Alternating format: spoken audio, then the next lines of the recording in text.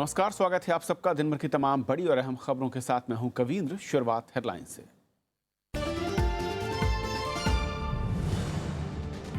काले धन के खिलाफ जारी रहेगी लड़ाई। प्रधानमंत्री ने नोटबंदी को बताया शुरुआत। जेटली का दावा, अर्थव्यवस्था को पहुंचेगा फायदा।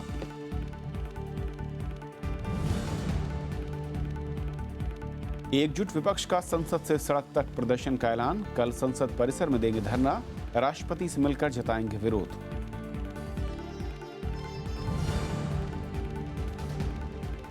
प्रधानमंत्री के जवाब पर अड़ा विपक्ष। नोटबंदी पर दोनों सदनों में गतिरोध कायम। मरने वालों को मुआवजा देने की मांग।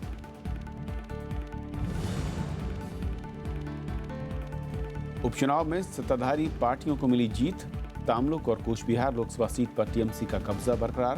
बीजेपी को शहडोल और लखीमपुर सीट।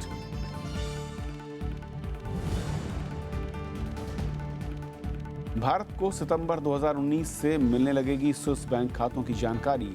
स्वतः सूचना साझा करने पर सहमत दोनों देश। सितंबर 2018 के बाद खातों पर ही लागू।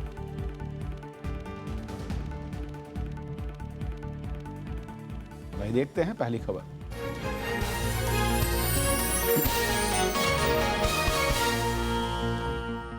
बीजेपी संसदीय दल की बैठक में प्रधानमंत्री नरेंद्र मोदी ने कहा कि कालेधन पर रोक लगाने के लिए सरकार और कड़े कदम उठाएगी। इस बीच प्रधानमंत्री नरेंद्र मोदी ने जनता की राय भी मांगी है। उन्होंने लोगों से एनएम ऐप पर सर्वेक्षण में भाग लेकर विचारों को साझा करने की अपील की। बीजेपी सांसद दल की बैठक में नोटबंदी के फैसले के समर्थन में प्रस्ताव पारित किया गया। बैठक में प्रधानमंत्री ने साफ किया कि भ्रष्टाचार और काले धन के खिलाफ लड़ाई में नोटबंदी सिर्फ एक शुरुआत है।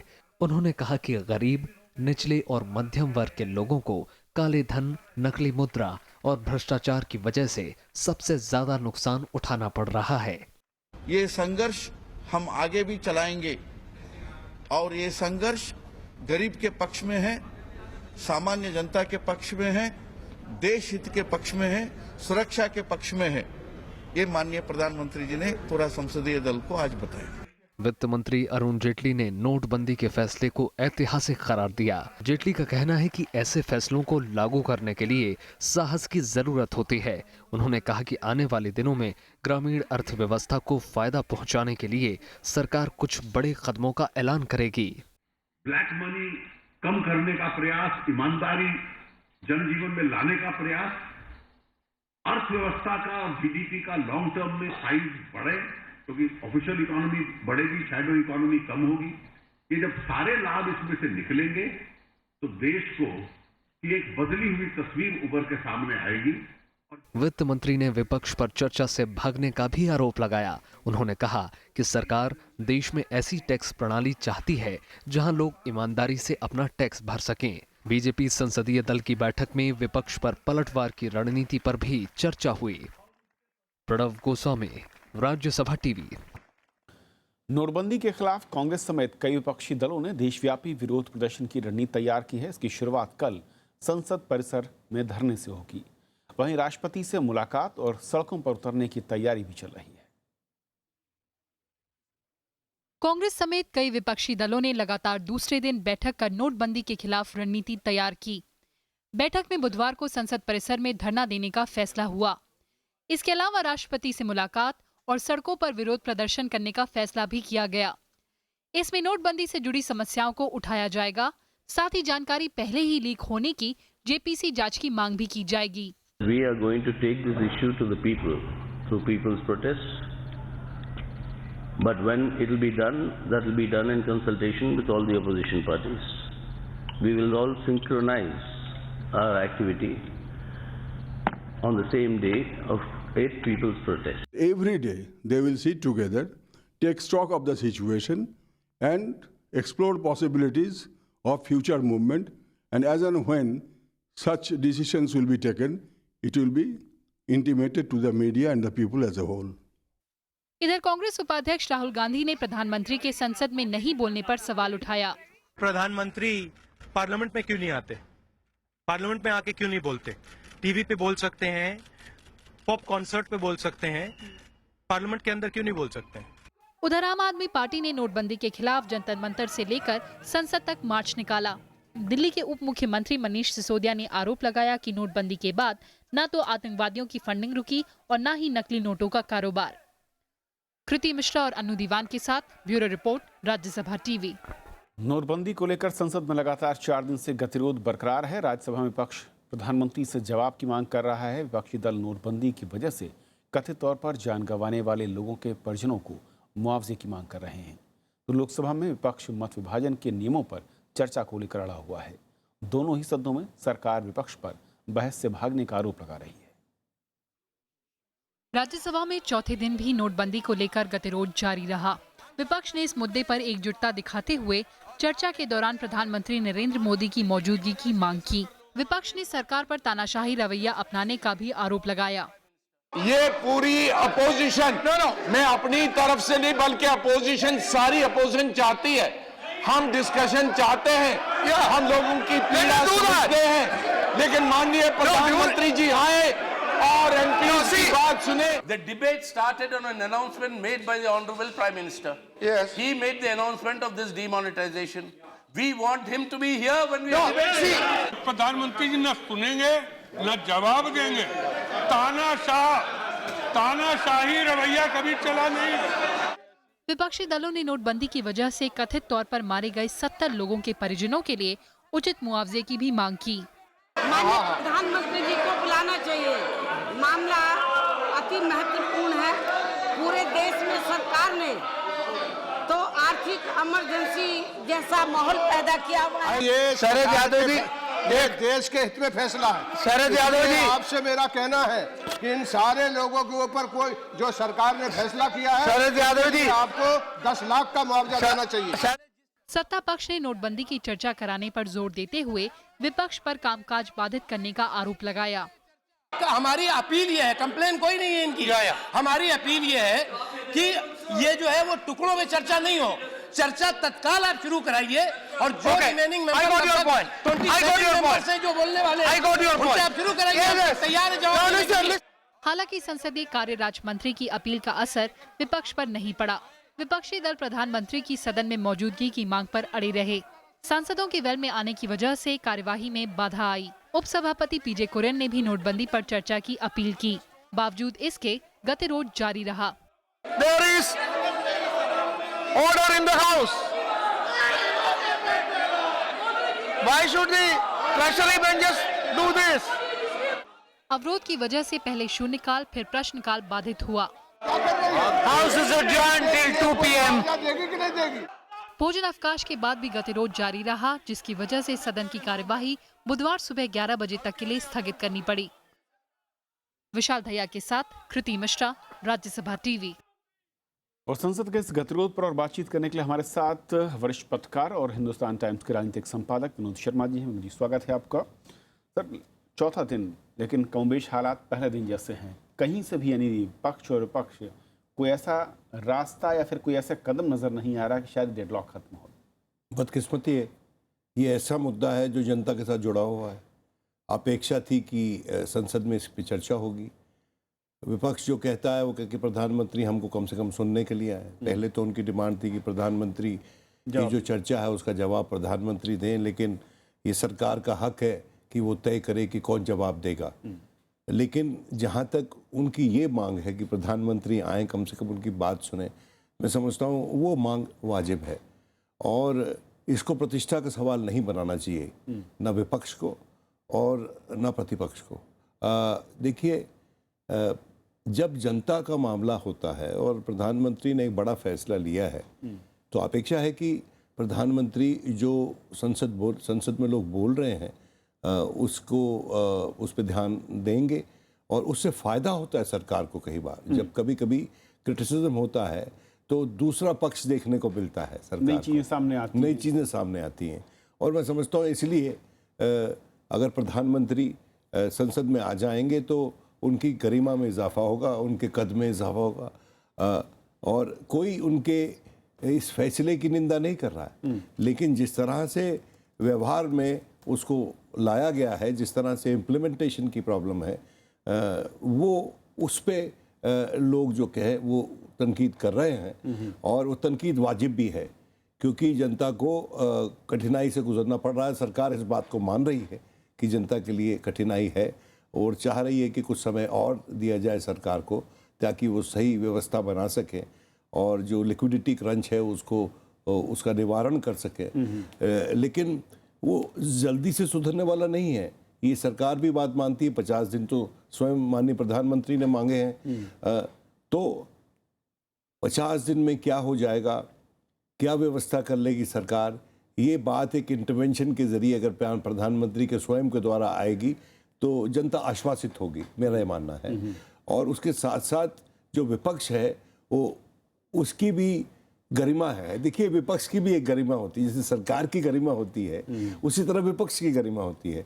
और संसद जब ही चलती है जब दोनों पक्ष एक दूसरे की गरिमा का लिहाज करें, और वो लिहाज आज के दिन मुझे होता हुआ नहीं नजर आ। और आज जिस तरीके से दो घटनाक्रम अगर कहूँ, एक तरफ प्रधानमंत्री का जो संसदीय बोर्ड की बैठक पार्लियामेंट के अंदर एक हुई, उसमें जिन्होंने कहा कि बहुत दुखद है कि जो लोग काले धन के इस कदम के खिलाफ हैं उनकी सोच इस तरह की हो गई है और हमें उसे बदलने की ज़रूरत है और कड़ाई के साथ खड़ा होने की ज़रूरत है। और वहीं विपक्ष का एकजुट होना, कल संसद परिसर में धरना देना, फिर राष्ट्रपति से मुलाकात, सड़कों पर उतरने की तैयारी।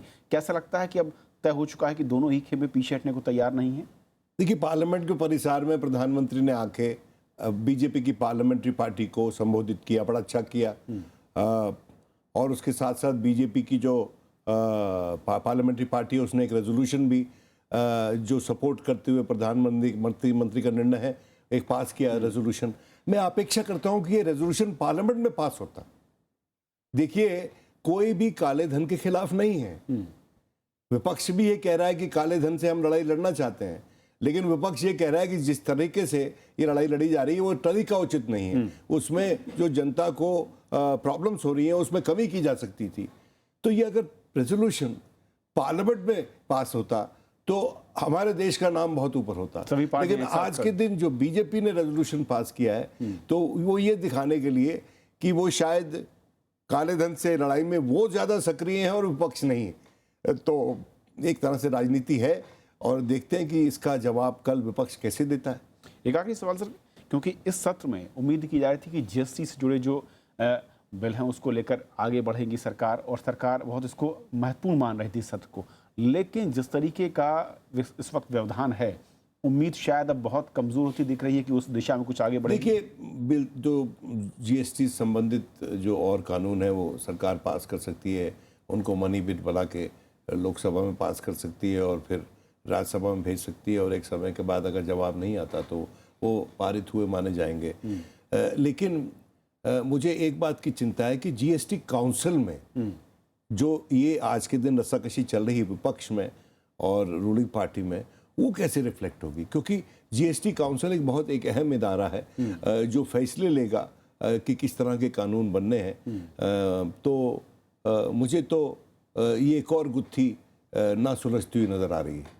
एक टेबल पर आना होगा, भले ही थोड़ा सा झुकाव एक नजर आए दोनों पक्षों की ओर से। बहुत शुक्रिया सर आपके चर्चा में शामिल होने के लिए। और ये थी हमारी पहली खबर। छोटा सा ब्रेक और ब्रेक के उस पार दिन भर की दूसरी बड़ी खबरें।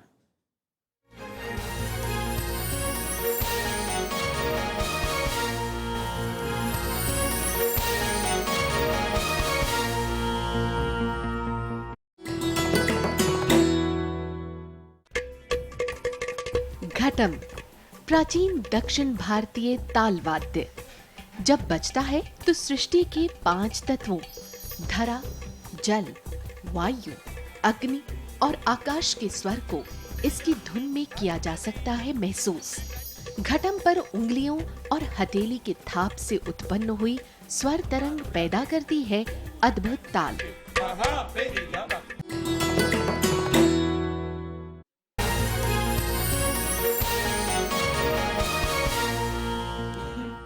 लोकसभा और विधानसभा उपचुनाव में राज्य की सत्ताधारी पार्टियों का दबदबा रहा है। लोकसभा की 4 सीटों में से 2 पर बीजेपी और 2 पर टीएमसी को जीत मिली है। लोकसभा की 4 सीटों पर उपचुनाव में से 2 पर बीजेपी को जीत मिली है, जबकि 2 सीटें टीएमसी के खाते में गई हैं। मध्य प्रदेश की शहडोल सीट पर बीजेपी ने कब्जा बरकरार रखा है। यहां बीजेपी उम्मीदवार ज्ञान सिंह ने कांग्रेस प्रत्याशी हिमाद्री सिंह को 60,000 वोटों से मात दी। असम की लखीमपुर सीट पर बीजेपी के प्रदान बरुआ ने कांग्रेस उम्मीदवार हेम प्रसंग पेगू को मात दी। पश्चिम बंगाल की तामलुक सीट पर टीएमसी उम्मीदवार देवेंदु अधिकारी ने सीपीएम की मंदिरा पांडा को करीब 5 लाख वोटों से हराया। राज्य की कूच बिहार संसदीय सीट पर टीएमसी के पार्था प्रतिम राय ने जीत दर्ज की। BJP will get the defeating reply, there will be no way, BJP का एक भी वोट नहीं मिलने वाला है, नहीं मिलेगा भी। जनता का समर्थन विकास को मिला है, जन कल्याण को मिला, कार्यकर्ताओं ने अनथक परिश्रम किया, ये कार्यकर्ताओं के परिश्रम की भी विजय है। विधानसभा उपचुनाव में सत्ताधारी दलों का कब्जा बरकरार रहा है। पुडुचेरी के मुख्यमंत्री वी नारायण सामी ने नेलीथोप सीट से एआईएडीएम के उम्मीदवार ओम शक्ति सेगर को हराया।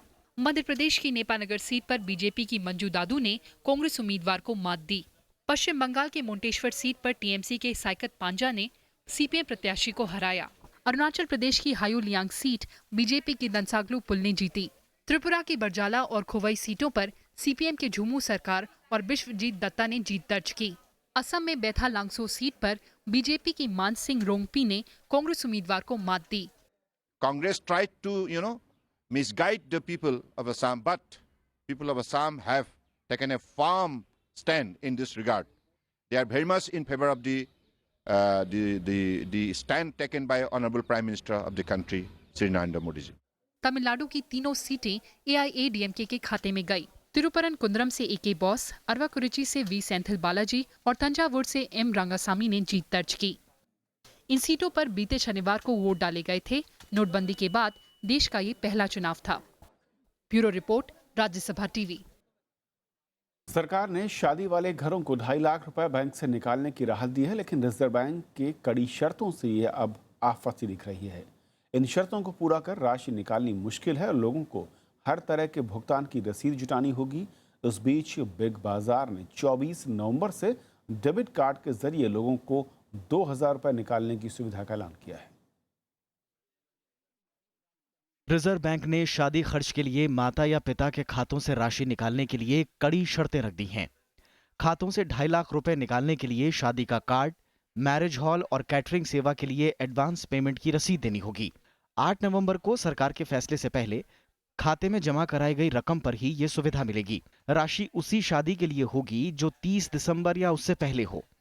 शादी वाले परिवार को ये सूची भी सौंपनी होगी कि किन लोगों को और किस मकसद से राशि का भुगतान किया गया है। नकद राशि का इस्तेमाल सिर्फ उन्हीं लोगों को भुगतान के लिए किया जाना चाहिए जिनके पास बैंक खाता नहीं है। बैंकों को इस तरह की निकासी का रिकॉर्ड रखने के निर्देश भी दिए गए हैं। विपक्षी दलों ने आरबीआई की इस अधिसूचना की आलोचना की है। हिंदुस्तान में शादी एक उत्सव का मौका है, लोग आते हैं, रिश्तेदार दूर दूर से आते हैं। अब कैसे कमाएं? अब आपने जाकर 2.5 लाख किया, अब जो ज्यादा खर्च करना चाहता है ये उसका अधिकार है। उसने अपने पैसे पे अगर टैक्स दिए हैं, बैंक में रखा, तो उसका अधिकार बनता है। नोटबंदी के 2 हफ्ते बाद भी बैंकों और एटीएम में लोगों की कतारें लगी हुई हैं। लोग नकदी के लिए परेशान हो रहे हैं। नोटबंदी को लेकर दायर 2 याचिकाओं पर दिल्ली हाईकोर्ट में मंगलवार को सुनवाई हुई। केंद्र सरकार ने सुप्रीम कोर्ट में मामले के लंबित होने की जानकारी दी। हाईकोर्ट अब 8 दिसंबर को मामले की सुनवाई करेगा। आजकल बैंक में भी पैसा नहीं आ रहा, क्योंकि बोले तो ट्रांजैक्शन कम है, पब्लिक ज्यादा है। और एटीएम में गया तो 2000 की एक नोट आ रही है, 2000 में चिल्ला दो बोले तो कौन भी नहीं दे रहे। इस बीच केंद्र ने नोटबंदी के फैसले के क्रियान्वयन की स्थिति जानने के लिए एक समिति का गठन किया है। समिति के सदस्य राज्यों और केंद्र शासित प्रदेशों में जाकर हालात का जायजा लेंगे और 25 नवंबर तक अपनी रिपोर्ट सरकार को सौंपेंगे। Bureau report, Rajya Sabha TV. Switzerland की सरकार स्विस बैंक में भारतीय खातों के बारे में जानकारी देने के लिए तैयार हो गई है। ये जानकारी सितंबर 2018 से मिलेगी। इससे पहले की कोई जानकारी भारत को नहीं मिलेगी। दोनों देशों के बीच आज इस पर समझौता हुआ, लेकिन इसमें चोरी किए गए डाटा और पूर्व में भारत की ओर से मांगी गई जानकारी का कोई जिक्र नहीं है। वहीं सूचनाओं को गोपनीय रखना भी एक शर्त है। समझौते के तहत सूचनाओं की पहली खेप सितंबर 2019 में मिलेगी। जम्मू कश्मीर के माछिल सेक्टर में आज संदिग्ध पाकिस्तानी आतंकियों के हमले में 3 भारतीय जवान शहीद हो गए। इनमें से एक जवान के शव के साथ बर्बरता की गई। हमले के वक्त सेना के जवान गश्त पर थे और इसके बाद पाकिस्तानी सेना ने माछिल के 4 इलाकों में भारी गोलीबारी शुरू कर दी। 28 अक्टूबर के बाद ये दूसरा मामला है जब शव के साथ बर्बरता की गई है। सेना ने कहा है कि वो इस कायराना हरकत का पुरजोर जवाब देगी। पाकिस्तान एक स्टेट नहीं, एक ऑर्गेनाइज स्टेट नहीं है, एक टेररिस्ट स्टेट है। और टेररिस्ट जिस प्रकार से बात करते हैं, लोगों की आंखें निकालते हैं, उसी प्रकार से एक्ट कर रहा है। तो हम ये हमारी लगातार मांग है कि उसको ये एक टेररिस्ट स्टेट के तौर पर जो है इसका डिक्लेयर करना चाहिए। इंदौर पटना एक्सप्रेस हादसे में झांसी डिवीजन के रेलवे मैनेजर का तबादला कर दिया गया और 5 वरिष्ठ अधिकारियों को निलंबित कर दिया गया है। वहीं रेलवे ने जांच के लिए जीआरपी की 12 सदस्यीय टीम बनाई है। इस मामले में अज्ञात रेलवे कर्मचारियों के खिलाफ विभिन्न धाराओं के तहत एफआईआर भी दर्ज की गई। इस बीच हादसे में मरने वालों की संख्या 148 तक पहुंच गई है। 150 घायलों में कई लोगों की हालत गंभीर है। 7 शवों की अभी तक शिनाख्त नहीं हो सकी है। अब झांसी कानपुर सेक्शन के बीच रेल यातायात पुनः बहाल हो गया है।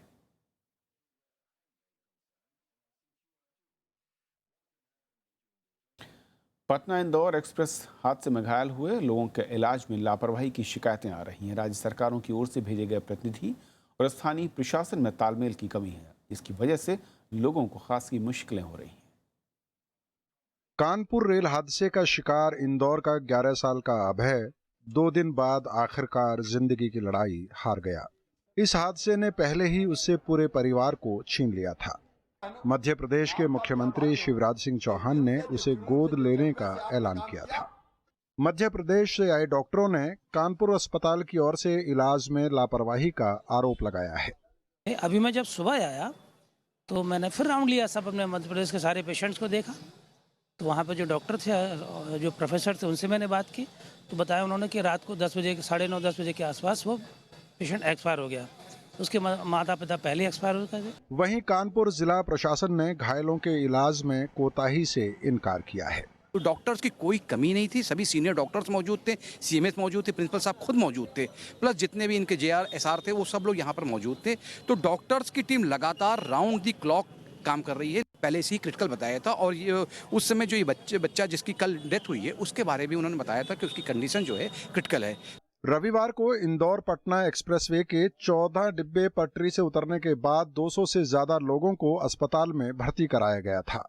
रेल मंत्री और राज्य सरकार ने घायलों को पूरी मदद का निर्देश दिया था। बावजूद इसके कुछ मामलों में अधिकारियों और डॉक्टरों की लापरवाही की शिकायतें मिल रही हैं।